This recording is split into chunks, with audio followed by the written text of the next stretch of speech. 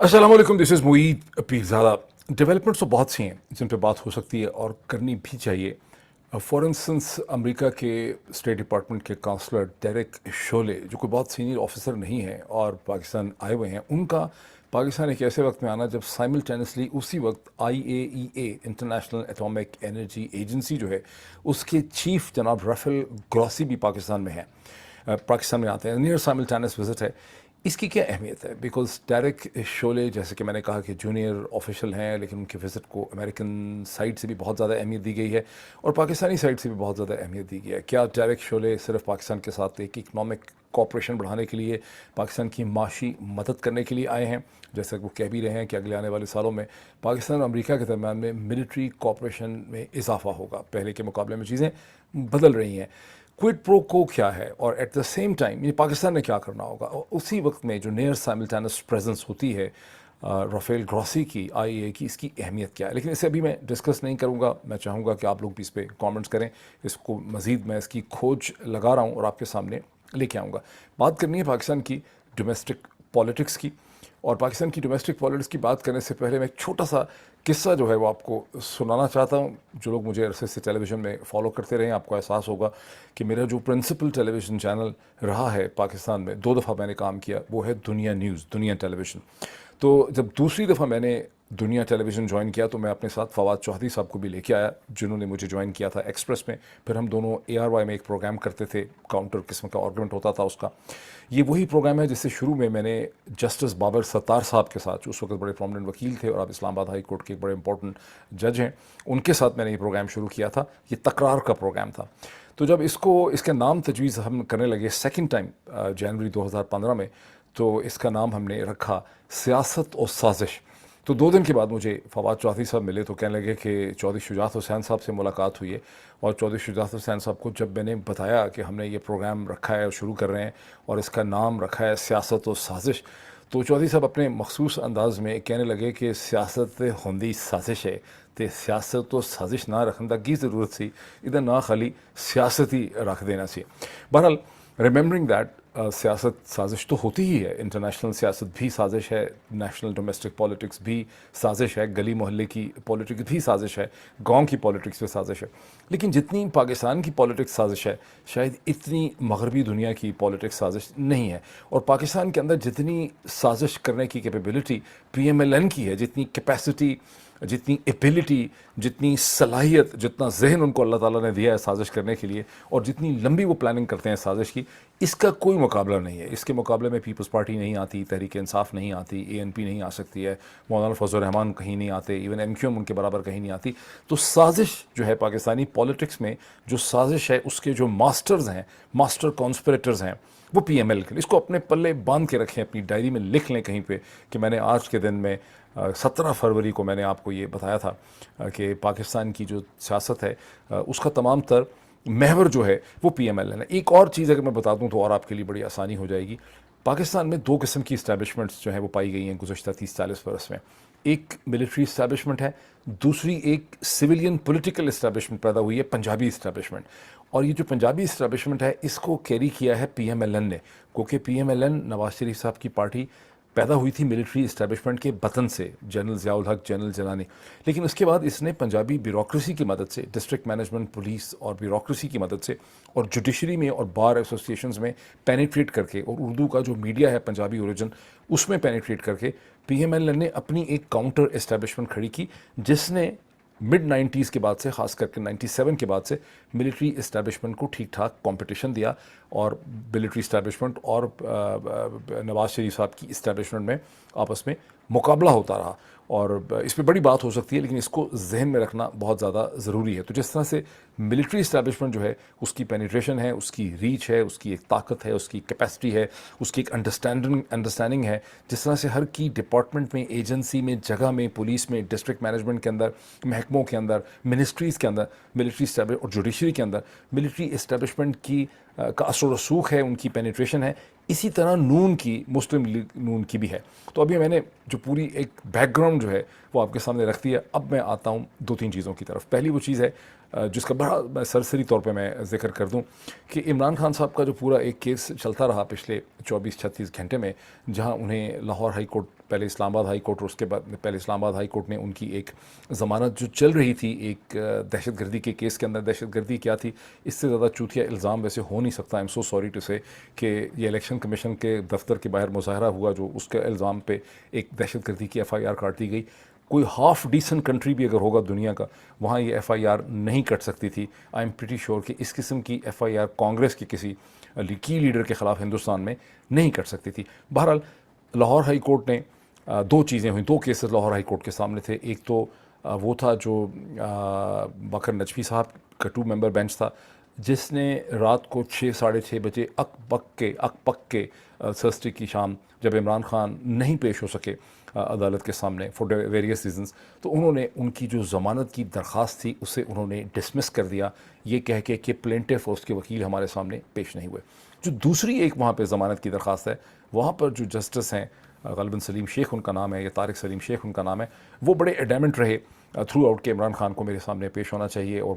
وہ کہانی ویڈنسڈے سے چل رہی تھی، پورا دن تھرسڈے وہ کہانی چلتی رہی، اور ابھی بھی وہ کہانی ختم نہیں ہوئی۔ انفیکٹ تھرسڈے کے دن میں آنریبل جسٹس صاحب نے ایک نئی چیز ڈھونڈ لی، جب ان کو کہا گیا کہ ٹھیک ہے ہماری آپ اپلیکیشن واپس کر دیں، تو انہوں نے کہا کہ نہیں، جو 2 اپلیکیشنز میرے سامنے آئی ہیں عمران خان صاحب کی طرف سے، ان میں جو ایک پاور آف اٹرنی دی گئی ہے، ایک پلینٹف کی اپلیکیشن ہے، دونوں میں سائن مختلف ہیں، اور یہ کنٹیمپٹ آف کورٹ بنتا ہے۔ اس پہ وکلا نے ان کو کہا عمران خان صاحب کو پریزیڈنٹ کے بہاف پہ پریزنٹ کرتے ہوئے کہ عمران خان کنفرم کر رہے ہیں کہ دونوں ہی سگنیچر میرے ہیں۔ اس پہ انہوں نے کہا کہ نہیں، اب عمران خان میرے سامنے فزیکلی آ کے جب تک اس کو کنفرم نہیں کرتے میں اس کو نہیں مانوں گا، اور اب انہوں نے منڈے کی صبح عمران خان صاحب کو بلایا۔ اب عمران خان وہاں پیش ہوں گے یا نہیں پیش ہوں گے، اب تک تو تحریک انصاف کی جو ٹاپ لیڈرشپ ہے، ان کے جو صلاح مشورے ہوتے رہے ہیں، ڈسکشن ہوتی رہی ہے، اس میں یہی ہے کہ عمران خان کو عدالت میں اس طرح سے بہت بڑے کراؤڈ میں جانا اور ایک نون طریقے سے جانا کہ ان کی پریزنس ہوگی ایک مقررہ وقت کے اندر، وہ بہت خطرناک ثابت ہو سکتی ہے۔ اس سے پہلے عمران خان کے اوپر قاتلانہ حملہ ہوا، یہ کوئی مذاق تو ہے نہیں، یہ کوئی پلیٹلیٹ کی تھیری تو نہیں ہے جس طرح سے کہ نواز شریف صاحب کا پلیٹلیٹ کا ڈرامہ تھا کہ جیسے ہی وہ جہاز میں بیٹھے ان کی پلیٹلیٹ ٹھیک ہو گئے، اور برطانیہ میں جا کے وہ کسی بھی ہاسپٹل میں، یہ ٹرشری کیئر ہاسپٹل میں نہیں گئے، ٹیچنگ ہاسپٹلس کو ٹرشری کیئر ہاسپٹلس کہتے ہیں، اور جب بھی آپ کو انویسٹیگیشنز کرنی ہوتی ہیں، کوئی آپ کو کمپلیکس بیماری ہوتی ہے، تو آپ پھر کسی کلینک میں نہیں جاتے۔ نواز شریف صاحب اپنے مالج کو ملتے رہے، کلینکس میں جاتے رہے، لیکن وہ کسی پراپر ٹرشری کیئر ہاسپٹل میں نہیں گئے، حالانکہ لندن میں کم از کم 8 یا 10 بڑے ٹرشری کیئر ہاسپٹل ہیں، جیسے لاہور کے اندر میو ہے، سروسز ہاسپٹل ہے، اینڈ سو آن۔ سو عمران خان صاحب پہ تو واقعی قاتلانہ حملہ ہوا ہے، وہ ایک لمبی کہانی ہے، اس کی پھر بھی ڈسکشن کی جا سکتی ہے کہ اس کا اب تک ہوا کیا، اور اس میں بھی تھوڑا سا ذکر اس کا آ جائے گا۔ لیکن عدالت بزد ہے، جبکہ پی ٹی آئی بزد ہے کہ ان کو نہیں پیش ہونا چاہیے۔ عدالت لاہور ہائی کورٹ کا اصرار ہے کہ ان کو پیش ہونا چاہیے، اور ان کو منڈے مارننگ میں بلایا۔ اب اس میں جو ایک انٹرسٹنگ کویسچن ہے، جو بہت انٹرسٹنگ کویسچن ہے اور بڑا کامن سینس کا کویسچن ہے، کہ ہم اس وقت 21ویں صدی میں 2023 کے فروری کے اندر کھڑے ہیں، یعنی 21ویں صدی کی پہلا جو کوارٹر پارٹ ہے، ربع صدی جو اس کو کہتے ہیں، وہ ختم ہونے والا ہے۔ کیا وجہ ہے کہ لاہور ہائی کورٹ جو ہے وہ farmer prime minister of Pakistan, جو زخمی بھی ہے، جس کی گولی بھی لگی ہے، جس کی عمر بھی 70 سال سے زیادہ ہے، کوئی ڈھکی چھپی بات تو ہے نہیں، اور وہ ریکور بھی کر رہا ہے، وہ سہارے سے چلتا ہے، کیوں نہیں اس کا ویڈیو کے اوپر بیان لے لیتے ویڈیو لنک کے ذریعے؟ ویڈیو لنک کے بیان لینے کے لیے بہت سمپل ہے، لیگل پروسیجر ہے کہ آپ بیلف کو بھیج سکتے ہیں۔ ایسے سرکمسٹانسز میں بیلف وہاں جا سکتا ہے، وہ ویریفائی کر سکتا ہے کہ جو شخص ویڈیو لنک کے ذریعے اپیئر ہوا وہ عمران خان ہی ہے، former prime minister of Pakistan. اس میں حرج ہی کیا ہے؟ کیوں لاہور ہائی کورٹ کے جج صاحبان جو ہیں وہ مسلسل یہ اصرار کرتے ہیں کہ نہیں، فلاں ڈیسیجن کی کہتا ہے، فلاں کنونشن کی کہتی ہے، فلاں قانون کی کہتا ہے؟ وہ صحیح ہے، 19ویں صدی میں ایسا ہی تھا، 20ویں صدی میں ایسا ہی تھا، 20ویں صدی کے پہلے پارٹ میں، دوسرے پارٹ میں ایسا ہی تھا، لیکن اس وقت ویڈیو لنک تھا ہی نہیں۔ اب جب کہ ویڈیو لنک کی فیسلٹی ہے، یہ ویریفائی ہوتا ہے کہ ایک شخص جو ہے عدالت کی جورسڈکشن میں موجود ہے، اس سے چند کلومیٹر دور موجود ہے، بیلف ویریفائی کرتا ہے، بیلف ہی کنیکٹ بھی کرے گا ویڈیو لنک کو، تو پھر لاہور ہائی کورٹ کے جج صاحبان کیوں نہیں اجازت دے دیتے farmer prime minister of Pakistan Imran Khan کو کہ ویڈیو لنک کے ذریعے وہ اپنی جو بھی اپنی پریزنس شو کرنی ہے عدالت کے سامنے شو کرتے ہیں؟ یہ ایک بڑا امپورٹنٹ کویسچن ہے۔ اس کویسچن کی امپورٹنس جو ہے وہ ختم نہیں ہوتی اگر آپ فیوچر میں بلیو کرتے ہیں، فارورڈ لوکنگ ہیں، لاجک میں بلیو کرتے ہیں، کامن سینس میں بلیو کرتے ہیں، تو یہ بڑا امپورٹنٹ کویسچن ہے۔ انفارچونیٹلی پاکستان میں نہ چیزوں کا تعلق لاجک سے ہے، نہ کامن سینس سے ہے، وہاں تو کچھ اور ہی ہو رہا ہے، لیکن یہ کویسچن بہت امپورٹنٹ ہے۔ Now moving forward to the other thing, جو پرنسپل میرا ٹاپک ہے، جو میرا عنوان بھی ہے اس ویلاگ کا، جو رانا ثناء اللہ صاحب نے شوشا چھوڑا ہے اپنی پریس کانفرنس کے اندر، جس پہ انہوں نے پھر اصرار بھی کیا، جہاں انہوں نے ایک آڈیو لیک سنائی بھی. پہلے ایک آڈیو لیک آئی، پھر اس کے بعد رانا ثناء اللہ صاحب نے اس پہ اسٹینڈ لے لیا، اور رانا ثناء اللہ کے بعد احسن اقبال صاحب نے بھی اس حوالے سے پریس ٹاک کی. اس کے علاوہ اور بھی پی ایم ایل این کے لیڈر، ان کی سوشل میڈیا ٹیمز بڑی ایکٹیو ہیں، جہاں ایک آڈیو لیک کو منظر عام پہ لایا گیا ہے، جہاں بظاہراً پنجاب کے فارمر چیف منسٹر جناب پرویز الہی صاحب ایک سپریم کورٹ کے جسٹس صاحب کے حوالے سے اپنی ٹیم کو ہدایات بھی دے رہے ہیں، اور پھر وہ ان سے غالباً بات بھی کر رہے ہیں. اور اس میں رانا ثناء اللہ صاحب کا، احسن اقبال صاحب کا، پی ایم ایل این کا، اور ان کی پوری جو ایک ٹیم ہے سوشل میڈیا کی، آپ کہہ لیں کہ مریم نواز صاحبہ کا جو پورا ایک میڈیا سیل ہے وہ اور ان کے ساتھ جو لگے ہوئے اخبار ہیں، وہ پوری کیمپین چلا رہے ہیں کہ سپریم کورٹ کو اس آڈیو لیک کی انویسٹیگیشن کرنی چاہیے. دوسری طرف سپریم کورٹ جو ہے وہ مسلسل بڑے امپورٹنٹ کیسز بھی سن رہی ہے. اب یہاں پر جو چیز امپورٹنٹ ہے، بہت سمجھنے والی آپ سب کے لیے، اور جب آپ اس کو سمجھیں گے، اس کو ڈسکس کریں گے، اس کو پھیلائیں گے اپنے ٹویٹس کے ذریعے، اس کو واٹس ایپ کے ذریعے پھیلائیں، بلکہ اس کو بھی شیئر کریں، اس کا ٹکڑا کاٹ کے شیئر کریں. یہاں ٹارگٹ پرویز الہی نہیں ہے.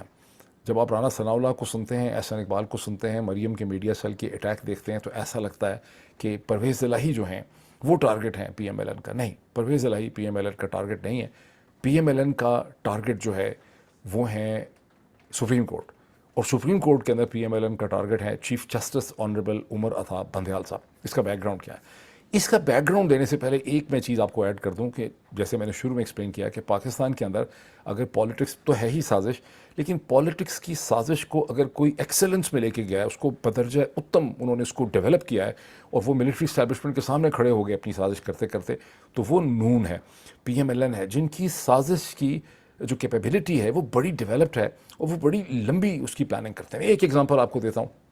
تو آپ کو معاملہ سمجھ آ جائے گا. آپ یہ دیکھیے کہ پنجاب کی اسمبلی تحلیل ہوتی ہے 14 جنوری کو، جب گورنر بلیغ الرحمان صاحب جو ہیں وہ اس کے اوپر سمری پہ سائن نہیں کرتے، اور وجہ یہ بتائی جاتی ہے کہ بڑے دل برداشتہ ہیں، اور ہم تو ان پرنسپل بلیو ہی نہیں کرتے پنجاب کی اسمبلی کی تحلیل میں. ہم تو سمجھتے ہیں اسمبلیوں کو تحلیل نہیں ہونا چاہیے، یہ بات غلط ہے، اسمبلی کو اپنی مدت مکمل کرنی چاہیے، اینڈ سو آن بلا بلا بلا بلا. لیکن مچھر مکھیاں سارا کچھ جو کہانی ہے. لیکن اس وقت جب یہ ہوا تھا تو میں نے اس وقت بھی اپنے شبے کا اظہار کیا کہ نون بلیو کرتی ہے سازش کے اندر، نون بلیو کرتی ہے لیگل چالاکیوں کے اندر. یہ کوئی اس کے اندر اس کی سینس انہوں نے ڈیولپ کرنی. اب وہ سینس آپ کے سامنے گزشتہ چند دنوں سے بالکل کلیئر ہو گئی ہے، جب گورنر اور اس کی پوری ٹیم نے، پورے پی ایم ایل این نے ایک ٹانگ کے اوپر کھڑے ہو کے وہ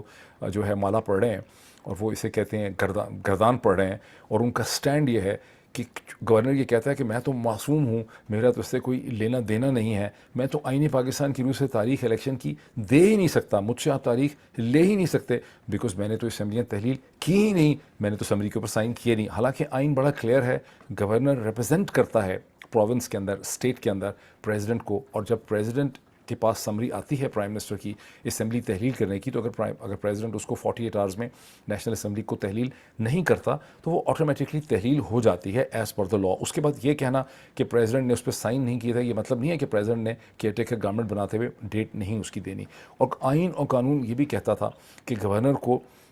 جب کیئر ٹیکر گورنمنٹ بنانی تھی، کیوں کیئر ٹیکر گورنمنٹ کس لیے بنانی تھی؟ کیئر ٹیکر گورنمنٹ تو بنانی تھی ایک فری فیئر ٹرانسپیرنٹ الیکشن کرنے کے لیے. تو کیئر ٹیکر سیٹ اپ بناتے ہوئے گورنر کو پہلے تاریخ دینی تھی کہ یہ جو کیئر ٹیکر سیٹ اپ معرض وجود میں آ رہا ہے by my order and notification, اس نے ایک عام انتخابات کروانے ہیں، اور وہ کس تاریخ کو کروانے ہیں اس کے حوالے سے اس نے پیش بندی کرنی تھی، تیاری کرنی تھی، پلیسمنٹس کرنی تھی، سب چیزوں کی. لیکن گورنر صاحب نے تاریخ نہیں دی، کیونکہ میں نے سمری کو سائن نہیں کیا. لیکن گورنر صاحب کو کوئی شرم نہیں آئی، انہوں نے دوسرا کام کرتے ہوئے کہ انہوں نے پاکستان کی تاریخ کی سب سے بدترین پارٹیزن، سب سے پریجڈس ہاسٹائل جو ایک کیئر ٹیکر سیٹ اپ ہے، یعنی ایسا کیئر ٹیکر سیٹ اپ بنایا ہے جس نے آتے ہی سب سے بڑی جو سیاسی جماعت ہے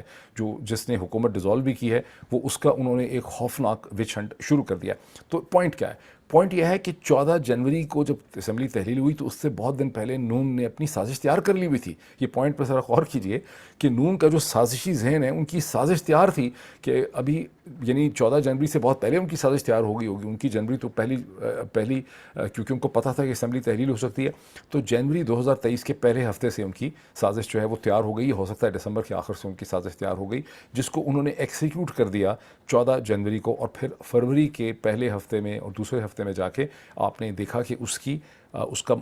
کا آپ نے مظہر دیکھا، اس کی آپ نے مینیفیسٹیشن دیکھی. تو اب آپ اس بیک گراؤنڈ کو سمجھ گئے. اب آ جاتے ہیں اس چیز پہ کہ کیوں میں کہہ رہا ہوں کہ ٹارگٹ جو ہے وہ چودھری پرویز الہی نہیں ہے، target chief justice of Pakistan है, target supreme court of Pakistan है, और इस चीज़ को बिल्डअप करने की कोशिश जो है की जा रही है। क्यों की जा रही है बिल्डअप करने की कोशिश? मुझे ये पता चला है कुछ ज़राए से कि पिछले 10 दिन में जनाब मोहतरमा मरीम नवाज़ साहिबा ने अपने कुछ रिश्तेदारों की मदद से, जिनका ताल्लुक़ जो है वो चीफ़ जस्टिस ऑफ पाकिस्तान से भी बनता है, उनकी मदद से चीफ़ जस्टिस साहब से मुलाकात की है और उनसे ये इस्तदा की है कि हम ये चाहते हैं कि इलेक्शन जल्दी ना हो और हमारी हुकूमत को कम अज़ कम आप जब तक हैं चीफ़ जस्टिस ऑफ पाकिस्तान हैं तो आप इसके बारे में फ़ैसला ना दें अर्ली इलेक्शन करने के हवाले से। और मेरी अंडरस्टैंडिंग ये है कि चीफ़ जस्टिस ऑफ पाकिस्तान ये सुन के चुप हो गए हैं, उसके बारे में उन्होंने कुछ भी नहीं कहा। And at the same time जहाँ से मरीम नवाज़ साहिबा को और PMLN का पूरा जो स्ट्रेटिजिक सेल और थिंकिंग एंड कॉन्स्पिरेसी का टोला है, उसको जो बहुत ज़्यादा मायूसी हुई है वो गुज़श्ता 48 घंटे में सुप्रीम कोर्ट ऑफ पाकिस्तान ने इलेक्शन 90 दिन के अंदर कराने के हवाले से जो ज़ोर देना शुरू कर दिया। जहाँ चीफ इलेक्शन कमिश्नर राजा सिकंदर साहब को बुलाया तो उन्होंने एक और केस में था, लेकिन वहाँ जो आर्गूमेंट्स हुए वो फिर आर्गूमेंट रिपोर्ट हुए पूरे टेलीविज़न नेटवर्क्स के ऊपर और अखबारात के अंदर उसकी सुर्खियाँ बनी और वहाँ सुप्रीम कोर्ट का माइंड सामने आया, जहाँ सुप्रीम कोर्ट ने कहा कि भाई आइन तो बड़ा क्लियर है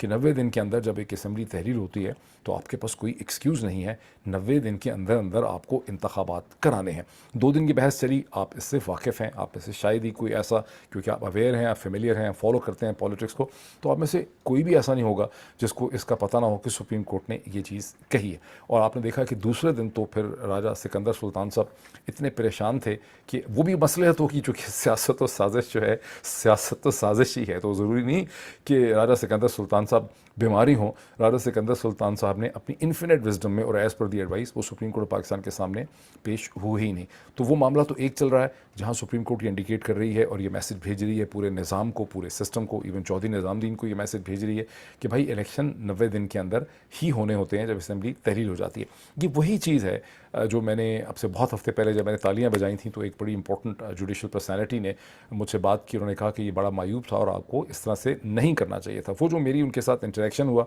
उसमें उन्होंने मुझे ये भी कहा, जब मैंने उनसे कहा कि ये होगा वो होगा, तो उन्होंने कहा कि नहीं, ये आप रेस्ट श्योर रखें कि सुप्रीम कोर्ट ऑफ पाकिस्तान जो है वो कभी भी इस चीज़ को, ये जो इमरजेंसी लगाना, एक लंबा केयर टेकर सेटअप बनाना, तो कोई भी केयर टेकर या इंटरम सेटअप या टेक्नोक्रेटिक सेटअप को सुप्रीम कोर्ट ऑफ पाकिस्तान जो है वो 90 दिन से ज़्यादा की मोहलत नहीं देगी। ख्वाहिश ज़रूर होगी ऐसी क्वार्टर्स की, हम अंडरस्टैंड करते हैं, मैं उन्होंने कहा कि अंडरस्टैंड है कि ख्वाहिश ज़रूर है लोगों की, लेकिन सुप्रीम कोर्ट ऑफ पाकिस्तान का जो इस्तदलाल है और जो उसकी लॉजिक है, जो उसकी पोजीशन है, वो इस मामले में बड़ी क्लियर है। क्योंकि अगर आप 90 डेज से केयर टेकर सेटअप को या इंटरम सेटअप को आगे बढ़ाते हैं तो दर हकीकत आप आईने पाकिस्तान को ख़त्म कर देते हैं। डेमोक्रेसी की और पॉलिटिकल जो कंटिन्यूएशन चली आ रही है उसको आप तोड़ देते हैं। ये ऐसा ही है कि आपने किसी शख्स को मार दिया और उसके बाद कहें कि मुर्दा को आपने ज़िंदा करना है। तो जो कंटिन्यूटी है, कॉन्स्टिट्यूशनल कंटिन्यूटी है, जो डेमोक्रेटिक कंटिन्यूटी है, वो टूट जाती है अगर आप किसी केयरटेकर सेटअप को 90 दिन से बढ़ाएं और या असम्बलियों की तहलील होने के बाद,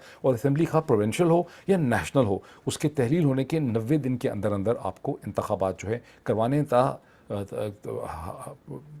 हाँ, अगर कोई जंगी हो जाए, इस तरह कुछ हो जाए, तो फिर वो एक ऐसी सिचुएशन है जहाँ एक डिफरेंट सिचुएशन पैदा हो सकती है। बहरहाल ये तो पोजीशन थी। अब दूसरा जो इम्पोर्टेंट केस है, एक तो ये केस का तो जिक्र हो ही गया,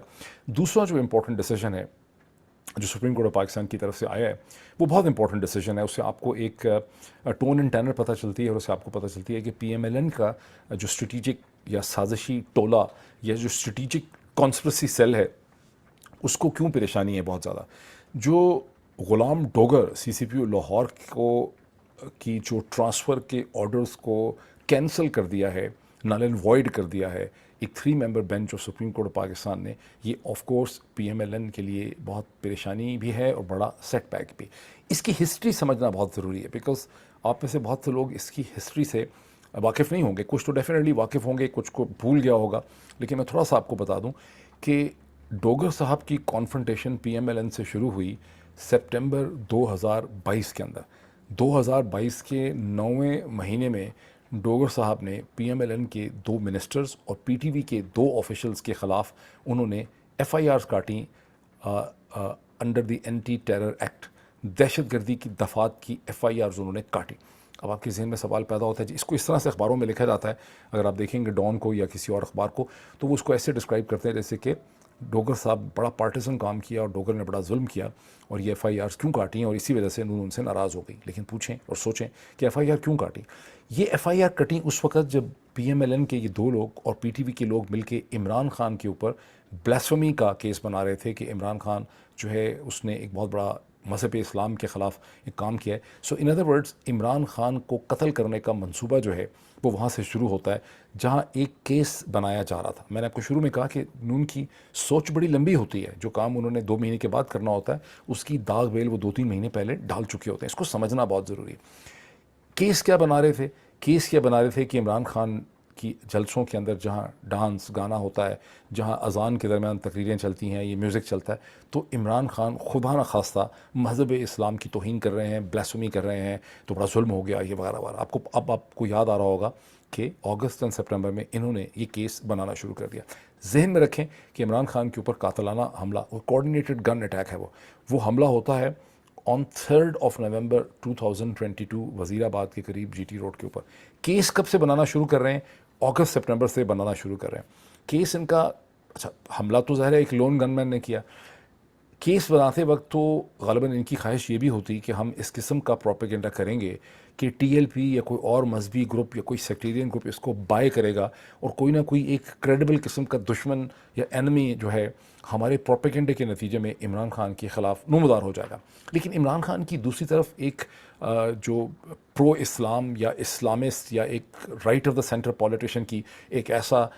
پاکستانی سیاستدان و پرائم منسٹر جس نے اسلاموفوبیا کے خلاف سٹینڈ، پہلا ہی تو پاکستانی پولیٹیشین ہے جس نے اقوام متحدہ کے لیول میں، دنیا کے لیول میں جا کے اسلاموفوبیا کے اوپر ایسا پریکٹیکل اور افیکٹو سٹینڈ لیا جس کے نتیجے میں اقوام متحدہ نے الٹیمیٹلی پاکستان اور ٹرکی کی ایفرٹس کے نتیجے میں اسلاموفوبیا کا انٹرنیشنل ڈے منایا. یہ بہت بڑی اچیومنٹ تھی. تو پاکستان کے اندر جو مختلف مذہبی جماعتیں گروپس ہیں ان کو یہ بھی نظر آتا ہے. سو کسی بھی پاکستان کے ریلیجس سیکٹ نے پی ایم ایل این کے اس پروپیگنڈے کو، جس کے اندر وقار ستی میرا خیال ہے وہ جرنلسٹ تھا، اس کو یوز کیا، جس میں رانا ثناء اللہ صاحب اپنے فرماتے رہے، جس میں جو شیخو پورہ کے ایم این اے ہیں میاں جاوید لطیف صاحب وہ اس میں بڑے ایکٹیو رہے، خود جناب محترمہ مریم نواز صاحبہ جو ہیں وہ اس میں بڑی ایکٹیو رہیں اس پورے کیس کے اندر، اور بھی چھوٹے موٹے، اور پورا ان کا جو سیل ہے وہ اس میں بڑا ایکٹیو رہا کہ عمران خان تو واجب القتل ہے، عمران خان نے یہ سارا کچھ کیا. لیکن کسی نے اس کو بائی نہیں کیا. الٹیمیٹلی وہ گن مین اپیئر ہوا محمد نوید ولد محمد بشیر، جس کے اس حملے میں جس میں عمران خان بال بچے. اور یہ بالکل حقیقت ہے. جب فیصل سلطان سے میری ہیوسٹن میں ملاقات ہوئی تو فیصل سلطان نے، ڈاکٹر فیصل سلطان نے، جو شوکت خانم اور بہت دیر سے عمران خان کے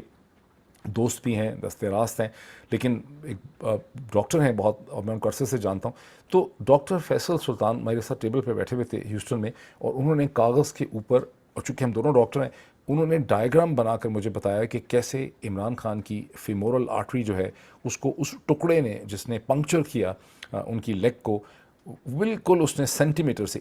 2 سینٹی میٹر سے 1.5 سینٹی میٹر سے فیمورل کو انہوں نے مس کیا. اور میں نے آپ کو پچھلے ویلاگس میں بتایا تھا کہ اگر فیمورل کٹ جاتی، وہاں پہ ڈیمیج ہو جاتی، تو پاکستان جیسے ملک میں لاہور تک، یا آپ کو راولپنڈی سی ایم ایچ یا شفا ہاسپٹل آپ سے 100 میل دور ہے، کہ دوسری طرف لاہور آپ سے 100 میل دور ہے، تو جب تک آپ ایک ٹرشری کیئر ہاسپٹل میں نہ پہنچتے تو آپ کی کوئی پاسبلٹی نہیں تھی. یا آپ کے پاس ایک وہ والی سپلائی ہونی چاہیے جو آرمی کے اندر جو میڈیکل ٹیمز ہوتی ہیں جو فرنٹ لائن کے اوپر ہوتی ہیں، جہاں سولجرز کو گولیاں لگتی ہیں اور وہ ٹورنیکے اپلائی کرتے ہیں. تو وزیر آباد کے اندر اس قسم کا ٹورنیکے اپلائی کرنے والا کوئی ہونا نہیں تھا. تو ان ادر ورڈز جو قاتل تھا، جو وڈ بی اسیسن تھا، اس نے اپنا کام تقریباً کر دیا تھا. اور یہ اکیلا بھی نہیں تھا، یہ کوآرڈینیٹڈ گن اٹیک تھا. بہرحال 3 نومبر کو یہ اٹیک ہوتا ہے. کیس پہلے سے بننے لگ جاتا ہے. غلام ڈوگر، اب آپ کو یہ اتنی لمبی جو میں نے تمہید باندھی ہے، ناؤ یو انڈرسٹینڈ کہ کتنی پروفیشنل ایف آئی آر کاٹی تھی پی ایم ایل این کے لیڈرز کے خلاف اور پی ٹی وی کے لوگوں کے خلاف غلام ڈوگر نے. لیکن اب غلام ڈوگر نے سی سی پی او نے یہ ایف آئی آر کاٹی، دہشت گردی کی دفعات لگا کے ایف آئی آر کاٹی. ہاں ویسے تو دہشت گردی کی جو ایف آئی آر ہے وہ تو عمران خان کے خلاف پتہ نہیں کتنی کٹی ہوئی ہیں، اس میں تو اسد عمر کے خلاف کٹی ہوئی ہیں، پریزیڈنٹ عارف الوی کے خلاف کٹی ہوئی ہیں، وہ تو پی ٹی آئی کے ہر لیڈر کے خلاف کٹی ہوئی ہیں. لیکن یہ دیکھیں اس کی سینس اور لاجک دیکھیں ایف آئی آر کی، تو آپ پولیسنگ بھی دیکھیں بندے کی. اچھا اب جب ایف آئی آر کرتی ہیں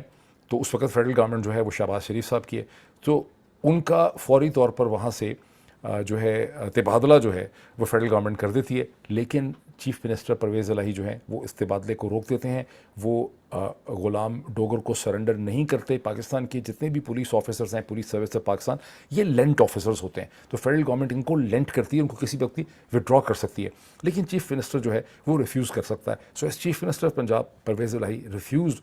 سرنڈرنگ دی آفیسر, انہوں نے روک لیا. اچھا, اس کے بعد کیا ہوا کہ نومبر کی 3 تاریخ کو جب قاتلانہ حملہ ہو گیا عمران خان پہ, تو اس کے رد عمل کے طور پہ ایک مظاہرہ ہوا گورنر پنجاب جناب بلیغ الرحمان صاحب کے گھر کے باہر. وہی بلیغ الرحمان صاحب جو سازش کرنے میں سب سے آگے ہیں, ان کو دیکھیں تو مجھے تاریخ کے بڑے سازشی جو ہیں وہ یاد آ جاتے ہیں. تو بہرحال بلیغ الرحمان صاحب کے گھر کے باہر, ان کی گورنر کی ریزیڈنس جو ہے آفیشیل, اس کے باہر جب مظاہرہ ہوا تو فیڈرل گورنمنٹ نے غلام جو ڈوگر ہیں ان کو سسپینڈ کر دیا,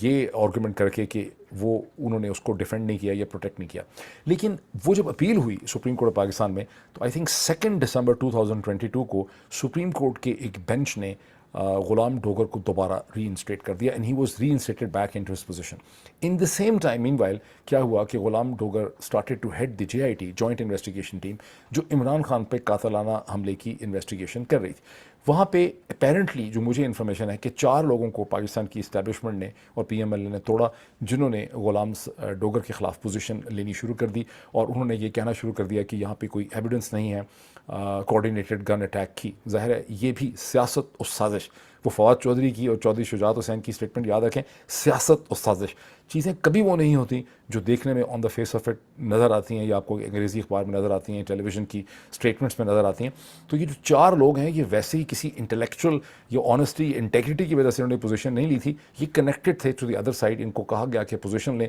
اور پھر ان کو بڑی پذیرائی ان کی گئی میڈیا کے اندر, ان کا بڑا چرچا ہوا ان 4 آفیسرس کا, اور غلام جو ڈوگر ہے اس کو دکھایا گیا کہ یہ غلط کام کر رہا ہے. بہرحال یہ ساری چیز چلتی رہی, اور جب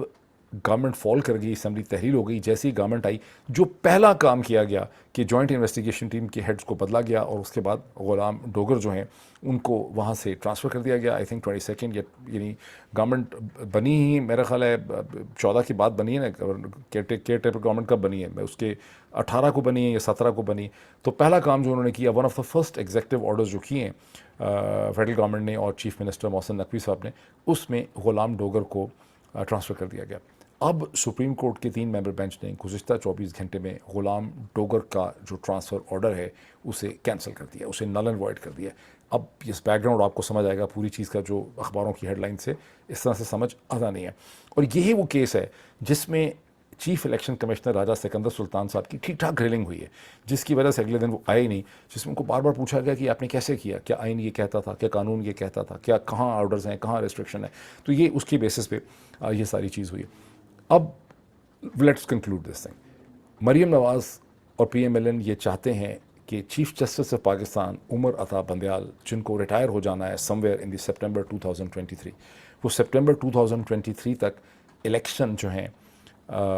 جلدی الیکشن کروانے کا کوئی فیصلہ نہ کریں, اور جب وہ چلے جائیں گے تو اس کے بعد تو پھر قاضی فائز عیسیٰ صاحب جو ہیں وہ غالباً چیف جسٹس بن جائیں گے, جو سینئر پیونی جج ہیں اس وقت. اور ان کی جو سمپتھی ہے ٹورڈز PMLN وہ بڑی نون ہے حدیبیہ کے کیس سے, اور ان کی پوزیشن بھی بڑی نون ہے. اور اس میں یہ بھی بہت انٹرسٹنگ ہے, بہت سے سینئر وکلا نے مجھ سے اس پچھلے 10 مہینے میں کھل کے برملا طور پر انہوں نے اپنی ڈس اپوائنٹمنٹ کا اظہار کیا کہ ہم تو یہ ایکسپیکٹ کرتے تھے کہ سینئر پیونی جج جناب ریسپیکٹڈ آنریبل قاضی فائز عیسیٰ صاحب تو سب سے آگے ہوں گے. پاکستان میں جو رین آف ٹیرر جو ہے, جو فیشزم انلیش کی گئی ہے فرام اپریل 2022 آنورڈز, اس کے سامنے سب سے زیادہ بڑی طاقتور پرنسپلڈ آواز جو ہم ایکسپیکٹ کرتے تھے کھڑی ہوگی, وہ کھڑی ہوگی قاضی فائز عیسیٰ صاحب کی. جب جرنلسٹوں کو مارا گیا, گرفتار کیا گیا, جب عمران ریاض خان کو تھانے شہر لے جایا گیا, جب جمیل فاروقی کو ننگا کر کے مارا گیا, جو مختلف ایکٹیوسٹ جو ہیں, سینکڑوں ایکٹیوسٹ, ابھی ایک ایکٹیوسٹ کو 3 سال کی سزا دی دی ہے 2 ٹویٹ 4 کرنے پہ, جس کے اوپر بھی مجھے ایک ویلاگ کرنا چاہیے. تو اور پھر جس طرح سے ارشد شریف کو قتل کیا گیا, جس طرح سے ارشد شریف نے خط لکھے پروٹیکشن مانگنے کے لیے, وہ ظاہر ہے وہ سب چیزیں قاضی فائز عیسیٰ صاحب کو بھی پتہ تھیں. لیکن حیران ہیں وہ تمام وکلا اور بار کے سینئر لوگ کہ کس طرح سے قاضی فائز عیسیٰ صاحب اس پورے 10 ماہ کے ٹائم پیریڈ میں کمپلیٹلی خاموش رہے. کبھی ان کی پریزنس محسوس ہی نہیں ہوئی, لگا ہی نہیں کہ قاضی فائز عیسیٰ صاحب جو ہیں وہ سپریم کورٹ کا حصہ ہیں اور وہ ویٹنگ میں ہیں as chief justice of Pakistan. کہیں ان کی ڈیموکریٹک پوزیشن, کہیں ان کی لبرل پوزیشن, کہیں ان کی پوزیشن فار ہیومن رائٹس ان پاکستان, کہ ان کی آنکھوں کے سامنے جو کچھ ہوا, جس طرح سے ارشد شریف کو قتل کر دیا گیا, کہیں چیزیں نظر نہیں آئی. تو یہ وکلا نے اس چیز کو بہت غور سے دیکھا ہے اور پتہ یہ چلا کہ قاضی صاحب کی ان سے صلح ہو گئی ہے. اپنے پرانے جو ان کے خلاف ان کے جو بھی ایگریسر تھے ان کے ساتھ ان کی صلح ہو گئی ہے. تو اب مریم یہ چاہتی ہیں کہ چیف جسٹس آف پاکستان جو ہیں وہ اس کیس کو اٹھائیں نہ, اور یہ جو لیکس کا سارا ڈرامہ ہے جس کی آپ نے initial tip of the ice برگ دیکھی ہے سازش کی, اس کو بھلا پھیلا کے کھینچ تانچ کے یہ لے جانا چاہتے ہیں ٹورڈ دی سپریم کورٹ. یہ آپ کی, یہ میڈیا کی, یہ اخباروں کی یہ ذمہ داری ہے کہ اس سازش کو بھانپیں, پہچانیں, آئیڈینٹیفائی کریں. اللہ کرتا کہ میڈیا میں اتنی کیپیسٹی ہوتی انٹلیکچوئل کہ جب اگست سے سپٹمبر میں عمران خان کو قتل کرنے کا پلان بنایا جا رہا تھا, اس کی مورل سٹیج اس کا سیٹ کیا جا رہا تھا, اس کی جسٹیفیکیشن بنائی جا رہی تھی, تو لوگ اس کے اوپر سٹینڈ لے لیتے. ان کو نظر آتا کہ کیا ڈرامہ یہاں پہ کرنے کی کوشش کی جا رہی ہے, لیکن لوگوں کو تو اس کے بعد بھی نظر نہیں آیا. وہ جو اسیسن ہے, وڈ بی اسیسن ہے, جس نے آلموسٹ مار دیا تھا عمران خان کو, دیکھیں اس کی کوئی بھی کریڈیبل انویسٹیگیشن نہیں ہو سکی. اس کو ایک بڑا مہنگا وکیل مل گیا, اور یہ غالباً کامن لاء کی تاریخ میں پہلی دفعہ ہوا کہ ایک وکیل آ کے یہ کہہ رہا ہے کہ میرا جو ایکیوزڈ ہے یہ اکیلا ہی تھا قتل کی سازش کرنے والے. حالانکہ ہر وکیل کی کوشش ہوتی ہے وہ کہے کہ میرا ہی موکل نہیں ہے, اور بھی کوئی پاسبلٹی ہو سکتی ہے, کچھ لوگ اور بھی ہو سکتے ہیں. تو اگر کوئی انویسٹیگیشن یہ کہتی ہے دیر ور ادرس جو اس میں تھے شامل, تو ظاہر ہے کہ جرم بڑھ جاتا ہے, جرم کی نوعیت چینج ہو جاتی ہے, اور آپ کا جو ڈیفینڈنٹ ہوتا ہے اس کی پاسبلٹی بچ جانے کی بہت بڑھ جاتی ہے. لیکن یہ جو مہنگا ایکسپینسو وکیل کسی نے دیا ہے محمد نوید بشیر کو, وہ یہ کہتا ہے کہ نہیں یہ میرا ہی جو ہے بندہ, اسی کو پھانسی لگائیں, یہی جو ہے قتل کرنے کی سازش کرنے آیا تھا, یہ بالکل اکیلا ہے, اس نے اکیلے ہی کوشش کی. تو آئی ہوپ کہ یو انڈرسٹینڈ الاٹ. اور باقی جو ایشوز میں نے ریز کیے ہیں ڈائریکٹ شعلے کے, اور جو آئی اے کے چیف ہیں رافیل گراسی, اس پہ بھی بات کرتے ہیں کسی اگلے وی لاگ کے اندر. Thank you.